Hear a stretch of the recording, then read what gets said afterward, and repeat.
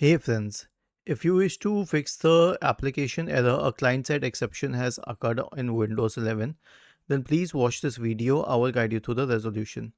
Right-click on the Start button and select Settings from the menu. Go to the Windows Update tab on the list on the left-hand side and click on Check for Updates in the right pane. Then search for MRT in the Windows search bar, the malware removal tool, and click on it. Wait till it loads. This is a little slow application. Click on Next, choose Full Scan, Next, and let it run through.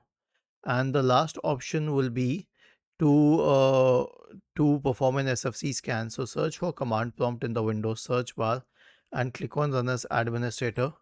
Type the command SFC /scan now and hit enter to invoke the SFC scan. Was this helpful? If yes, then please subscribe to the channel. If not, then let us know in the comment section of the video on how we could help you further. Thank you for watching this video and have a nice day.